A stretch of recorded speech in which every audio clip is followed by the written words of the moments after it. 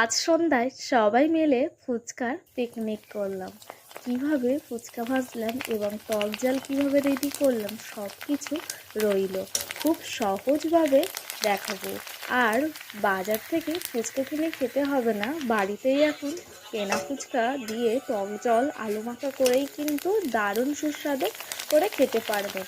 আর আমরা আজ অনেকেই এক জায়গায় হয়েছিলাম, আর সবাই মিলে ভাবলাম যে একটা আড্ডা দেবো, কিন্তু আড্ডা তো আর খাবার ছাড়া জমে না, তাই না? তো প্রথমেই এখানে আলুটাকে, দুটো আলু ছোট্ট ছোট্ট স্লাইস করে এখানে হাঁড়িতে আমি কিন্তু সিদ্ধ করে নিচ্ছি। তোমরা চাইলে এখানে গোটা আলু আলু দিয়ে কিন্তু ঢাকা দিয়েও সিদ্ধ করতে পারো।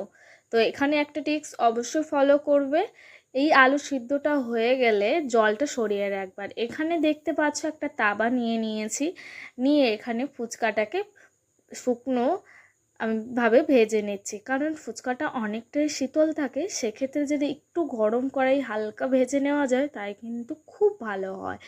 এখানে আমি একটা গুঁড়ো মশলা করে নেবো, এখানে জিরে, মরিচ আর শুকনো লঙ্কা। আপনারা চাইলে ধনিয়াও কিন্তু অ্যাড করতে পারেন গোটা। সব কিছু ভেজে নেওয়া কমপ্লিট হয়ে গেলে তুলে রাখবো, রেখে মিক্সি করে নেব।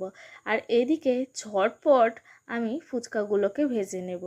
তোমরা দেখতেই পাচ্ছ ফুচকাগুলো আস্তে আস্তে কিন্তু বড় হয়ে যাচ্ছে। আর সত্যি বলতে এই টিক্সটা একবার ফলো করে দেখো, ফুচকা কিন্তু অনেক বড় বড় হবে আর খেতে কিন্তু অনেক বেশি মজাদার হবে। আমি যখনই এইভাবে ফুচকা বানাই সবাই খুব প্রশংসা করে এবং দারুণ খেতে। ঝটপট কথা বলতে বলতে আমার কিন্তু ফুচকা ভাজা কমপ্লিট হয়ে যাচ্ছে। আর তোমরা কারা কারা ফুচকা খেতে ভালোবাসো তারাও কিন্তু আমাকে একটা কমেন্ট করতে পারো। আমিও কিন্তু ফুচকা খেতে ভীষণ ভালোবাসি।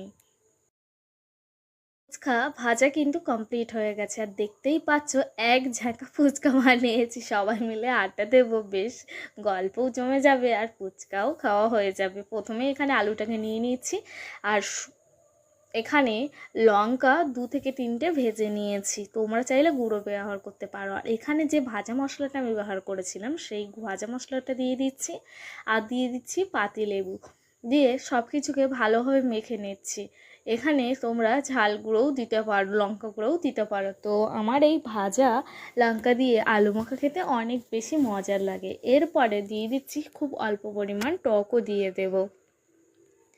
সেম প্রথমেই লঙ্কা দিচ্ছি, তারপরে গুঁড়ো মশলা দিয়ে তেঁতুলটাকে ভালোভাবে মেখে নিচ্ছি। নেওয়ার পরে এখানে দিয়ে দিচ্ছি লেবু, দিয়ে দিচ্ছি কুচি কুচি লেবু পাতা। দেখতেও যেমন অনেক মজাদার তেমনি খেতেও অনেক টেস্টি। যদি ভালো লাগে অবশ্যই লাইক কমেন্ট